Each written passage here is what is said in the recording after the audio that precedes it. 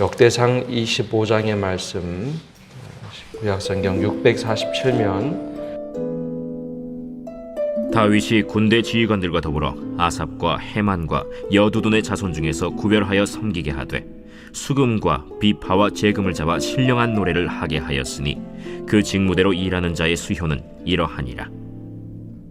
아삽의 아들들은 삭굴과 요셉과 느다냐와 아사렐라니, 이 아삽의 아들들이 아삽의 지휘 아래 왕의 명령을 따라 신령한 노래를 하며, 여두둔에 이르러서는 그의 아들들 그달리아와 스리와 여사야와 시므이와 하사랴와 맏디디아 6사람이니 그의 아버지 여두둔의 지휘 아래 수금을 잡아 신령한 노래를 하며 여호와께 감사하며 찬양하며, 헤만에게 이르러는 그의 아들들 붓기야와 마따냐와 우시엘과 스브엘과 여리못과 하나냐와 하나니와 엘리아다와 깃달디와 로맘디에셀과 요스브가사와 말로디와 호딜과 마하시옷이라.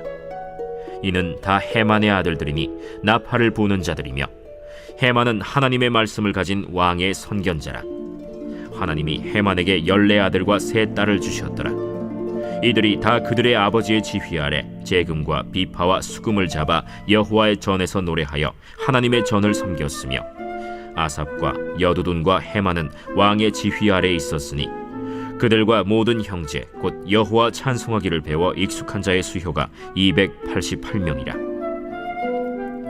이 무리에 큰 자나 작은 자나 스승이나 제자를 막론하고 다같이 제비 뽑아 직임을 얻었으니, 첫째로 제비 뽑힌 자는 아삽의 아들 중 요셉이요, 둘째는 그달리아이니 그와 그의 형제들과 아들들 12명이요, 셋째는 삭굴이니 그의 아들들과 형제들과 12명이요, 넷째는 이스리이니 그의 아들들과 형제들과 12명이요, 다섯째는 느다냐니 그의 아들들과 형제들과 12명이요, 여섯째는 붓기야니 그의 아들들과 형제들과 12명이요, 일곱째는 여사렐라니 그의 아들들과 형제들과 12명이요, 여덟째는 여사야니 그의 아들들과 형제들과 12명이요, 아홉째는 마따냐니 그의 아들들과 형제들과 12명이요, 열째는 시므이니 그의 아들들과 형제들과 12명이요, 11째는 아사렐이니 그의 아들들과 형제들과 12명이요, 12째는 하사랴니 그의 아들들과 형제들과 12명이요, 13째는 수바엘이니 그의 아들들과 형제들과 12명이요, 14째는 맏디디아니 그의 아들들과 형제들과 12명이요, 15째는 여레못이니 그의 아들들과 형제들과 12명이요, 16째는 하나냐니 그의 아들들과 형제들과 12명이요, 17째는 요스브가사니 그의 아들들과 형제들과 12명이요, 18째는 하나니니 그의 아들들과 형제들과 12명이요, 19째는 말로디니 그의 아들들과 형제들과 12명이요, 20째는 엘리아다니 그의 아들들과 형제들과 12명이요, 21째는 호딜이니 그의 아들들과 형제들과 12명이요, 22째는 깃달디니 그의 아들들과 형제들과 12명이요, 23째는 마하시옷이니 그의 아들들과 형제들과 12명이요, 24째는 로맘디에셀이니 그의 아들들과 형제들과 12명이었더라. 오늘도 주님의 은혜 가운데 거하시는 복된 한 날 되시기를 바랍니다. 성전은 예배를 드릴 수 있는 공간이라면 예배를 드리는 것은 내용입니다. 성전이 하드웨어, 즉 외양이라면 예배는 소프트웨어, 즉 내용입니다. 공간이라는 형식이 없으면 내용을 담을 수 없고, 아무리 형식이 준비되어도 내용이 없으면 그 껍데기에 불과한 공허한 것이 됩니다. 따라서 다윗이 솔로몬 시대에 성전을 짓도록 하기 위하여 준비한 것, 얼핏 보면 성전 짓도록 건축자재를 준비하고 기술자만 준비한 것처럼 보여집니다. 실제로 성전 짓는 것에 굉장한 노력을 하죠.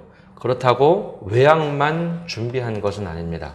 건축자재를 준비하고 석공과 목공을 준비한 것뿐만 아니라 더 중요하게 할애한 것은 사람들을 어떻게 세우는가, 제사장 그리고 레위인들 이들을 세워서 어떻게 예배 적재적소에 사람을 배치하는가. 특별히 역대기 말씀에는 성전 건축을 준비한 것보다는 어떻게 사람들을 준비하는가, 여기에 훨씬 더 많은 분량의 말씀이 등장하는 것을 보게 됩니다. 오늘은 그 가운데 이제 찬양대를 어떻게 준비했는가 말씀이 나옵니다. 언젠가도 말씀드린 일이 있는데요. 이 땅에서의 직분 가운데 찬양대라고 하는 직분은 아마 천국에 가서도 그대로 유효한 직분이 될 겁니다. 하나님 나라에 우리가 언젠가 온전히 이루어지는 천국에 들어가게 된다면 아마 목사의 직분도 사라지고 모든 직분은 다 사라질 겁니다. 그러나 하나님께 찬양하는 직분만큼은 아마 남지 않을까라는 상상을 해봅니다. 그만큼 이 찬양이라는 것이 중요한데요. 현대 예배에서도 이 찬양이라는 것이 참 중요합니다. 실제로 예배 시간에 찬양이란 부분이 굉장히 많은 할애를 합니다. 현대 예배 중에 전통 우리가 드리는 장로교 전통 예식 24가지에서 27가지 예배 형식이 있는데요. 그 중에서 찬양이 꽤 많은 부분을 차지합니다. 또 우리 교회와 달리 현대 예배를 드리는 교회들도 흔히 앞에 찬양 부분을 길게 두고 예배를 드리죠. 그것과 마찬가지로 다윗 시대에도 찬양이라는 것은 굉장히 중요시 여겼습니다. 그래서 오벳 에돔의 집에서 다윗이 언약궤를 가지고 나올 때, 예루살렘 성으로 다윗 성으로 가지고 올 때 제일 먼저 가서 준비한 것 중에 하나가 찬양대가 찬양하며 나가는 일이었습니다. 그 당시 다윗 시대에 이미 찬양대를 준비시켜 놓고 어떻게 찬양대가 아름답게 찬양할 것인가, 이 모든 것을 준비시켜 놓았죠. 그만큼 찬양대는 예배 시간에 필수적인 요소였습니다. 그런데 오늘 말씀에 왜 또 찬양대가 나올까 하는 것인데요. 다윗이 왕위에 있었던 시간이 40년입니다. 헤브론에서 7년 6개월 있었고 후에 예루살렘 성에서 33년 동안 왕위를 다스렸는데요. 40년 동안에 했던 일들을 굉장히 짤막하게 축소를 하는데, 초창기에도 다윗이 찬양대를 조직을 수월하게 했습니다. 즉 성막을 가져 나올 때만 하더라도, 언약궤를 가져 나올 때 하더라도 이미 찬양대를 다 준비를 시켜 놓았지만, 지금 찬양대를 준비한다는 것은 솔로몬이 왕이 되고 나서 이제 성전 시대를 예비하면서 찬양대를 새롭게 더 강화를 시키는 모습이 오늘 말씀에 나옵니다. 왜냐하면 성전 시대가 되면 성막 시대의 찬양대하고는 조금 다르게 규모가 굉장히 커지기 때문이죠. 그래서 앞에 말씀에도 보면은 제사장들도 그렇고 레위인들도 그렇고 24반차라는 용어를 씁니다. 24개의 순서에 따라서 제비를 뽑고 1년에 2번 돌아가도록 48주를 돌아가도록 그렇게 예배를 준비하는데, 이 찬양대도 그냥 있으면 안 되고 24반차를 따라서 예배를 드릴 수 있도록 준비를 하게 됩니다. 근데 오늘 말씀 1절을 시작할 때 보면 이렇게 시작을 합니다.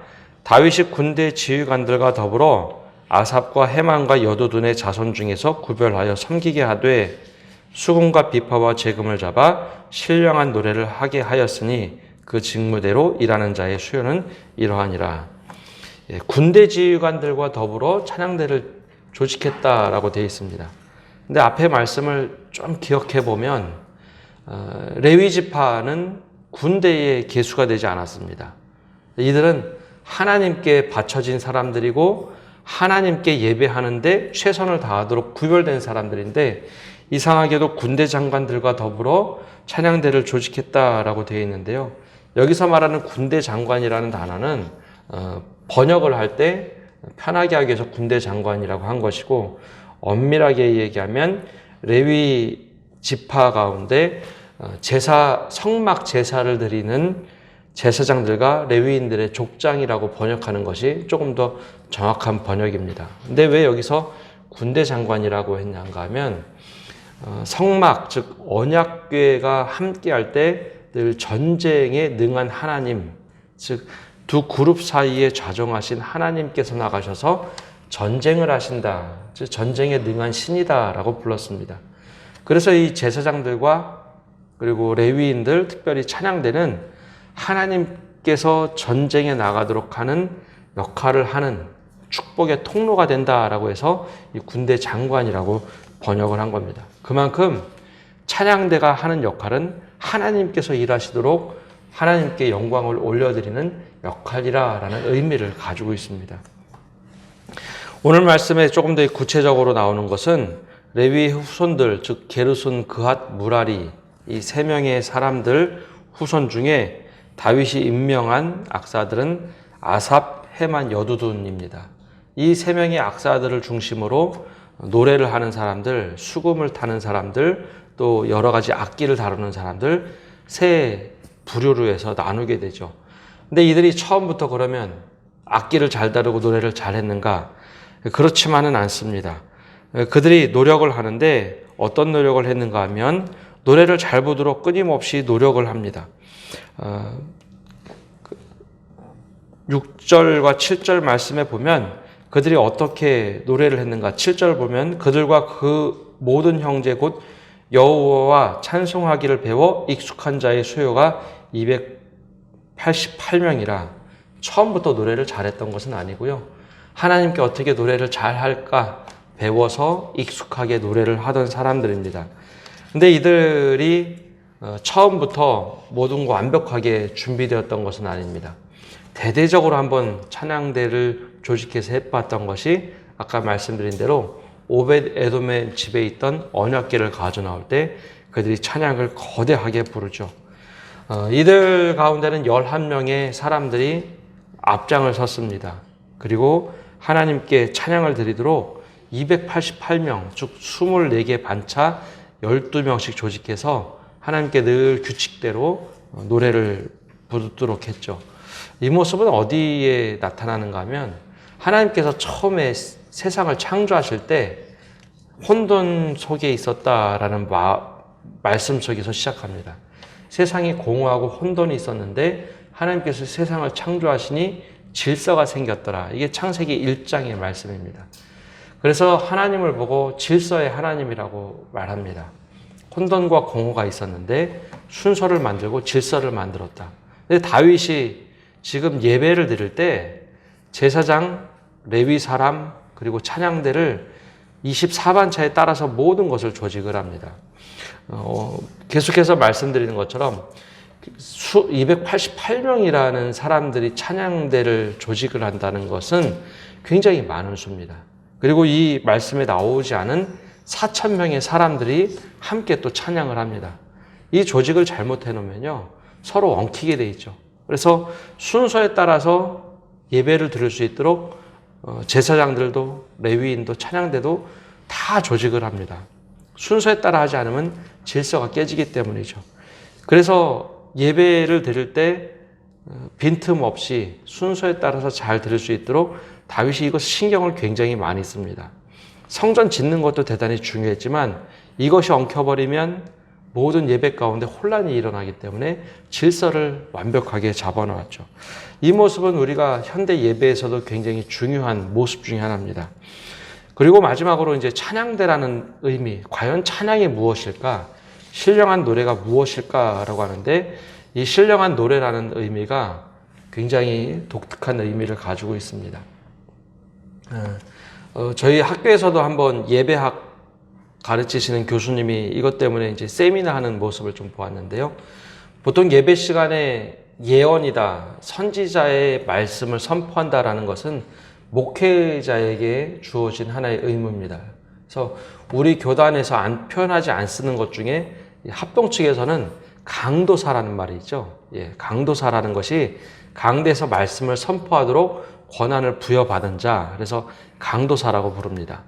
조금 요즘에는 어감이 안 좋아서 우리는 그렇게 쓰지 않고 담임 목사가 설교권을 부여했다라고 쓰는데 거기서 이제 강도사라는 말을 쓰는데 설교는 하나님의 말씀을 예언하고 선포하는 것이다라고 되어 있죠.